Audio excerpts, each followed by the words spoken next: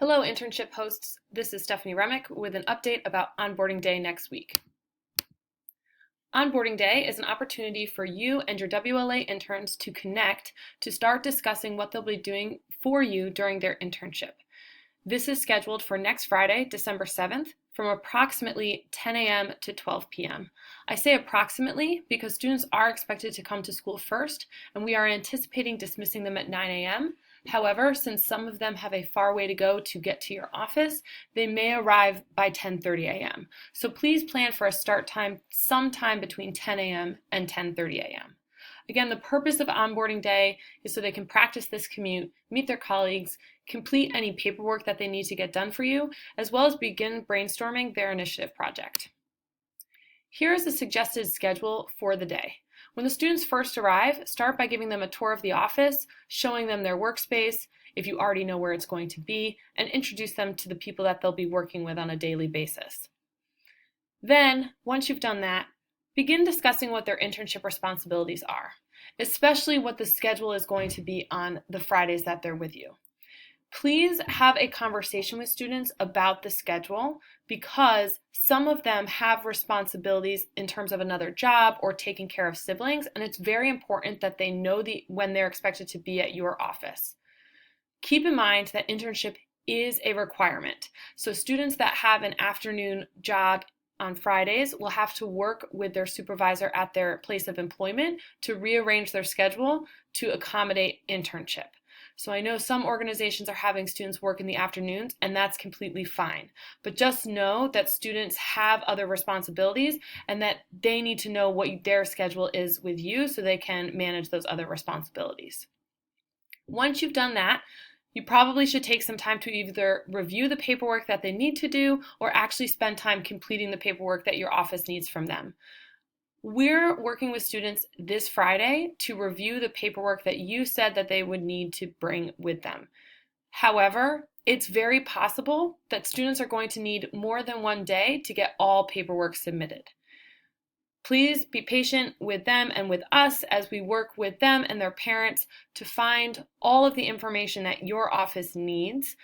We do want to make sure that you have everything, crossing your T's, dotting your I's, but it may take us a couple of weeks to get everything in order, which is why we have granted this grace period from December 7th to the start of internship on February 1st. Students will have Fridays after 12:30 p.m. to continue to go to your office to get paperwork done. Additionally, they have 2 weeks off for winter break, and if your offices are open during that 2-week period, they could come in and complete paperwork during that time.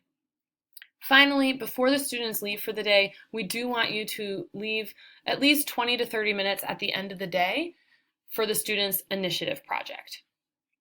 You'll notice that this schedule ends at 11:30, but prior to this I said it would go until about 12 p.m.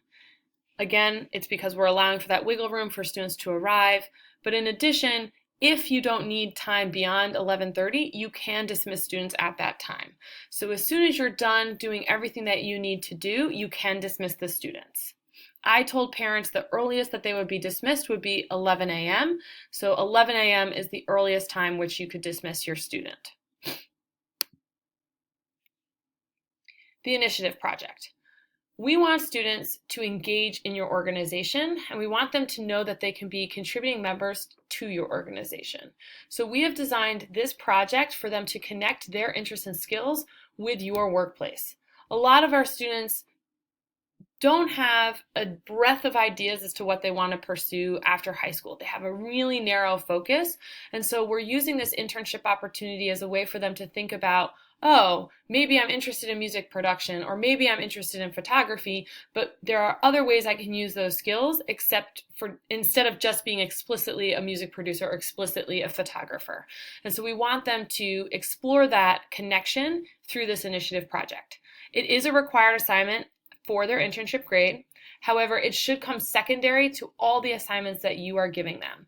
So the initiative project is something that students should be working on when they're done with all of the tasks that you've given them.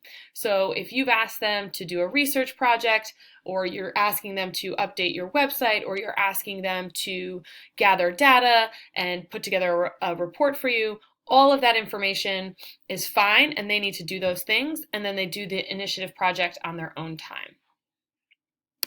Essentially, if you know the story of everybody, somebody, anybody, and nobody, we're asking our students to be somebody. We want our students to step up, as I said, to be a contributing member of their team. We want to avoid having students just finish their tasks that you've given them and revert to boredom and being on YouTube and being on Facebook.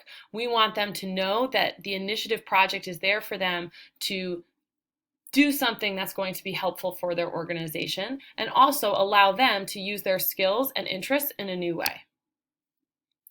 This Friday, they're beginning the brainstorming process as to what they think they want to do. We're going to be talking to them about looking at what their organization does and connecting that to what they actually do.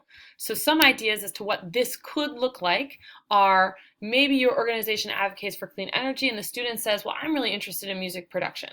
So perhaps they create an original song and music video about clean energy that your organization could post on social media or maybe on your website. The sky is the limit. Ultimately, though, we want the initiative project to be something that's worthwhile for you and your organization, which is why students are going to continue this brainstorming process during onboarding day and why we ask that you spend at least 20 minutes talking to the students about their idea. We want to make sure it's feasible. Is it something that the student can actually do within the constraints of your organization and also within the constraints of the 16 Fridays the student is with you? We want it to be meaningful. We want it to be something that your organization can actually use.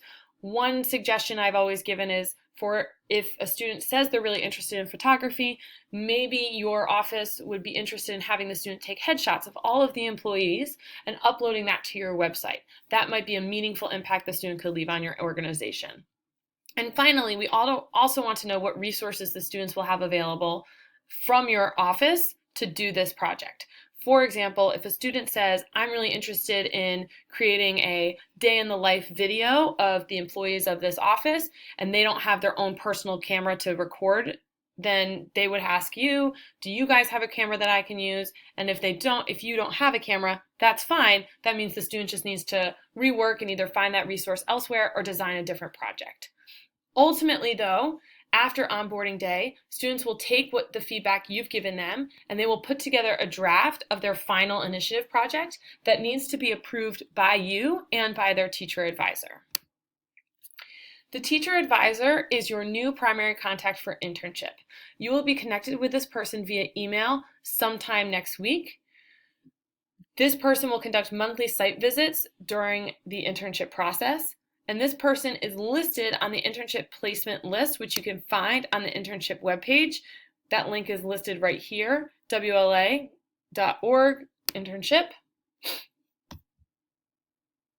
Okay, and so this is what that internship page looks like when you open it up. You scroll down to the middle here, you'll see there's this section for host supervisors. All of the links that you need are here, and there's one that is called Internship Final Placements. So you would click on that, and these are listed in alphabetical order by organization.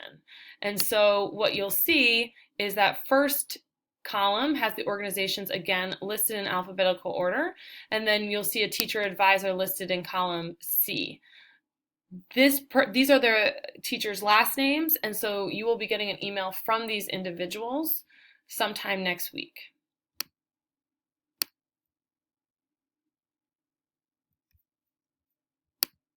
So that concludes all of the information I wanted to share about onboarding day. As always, if you have questions, the best way to reach me is sremick@wlapcs.org. Thank you so much.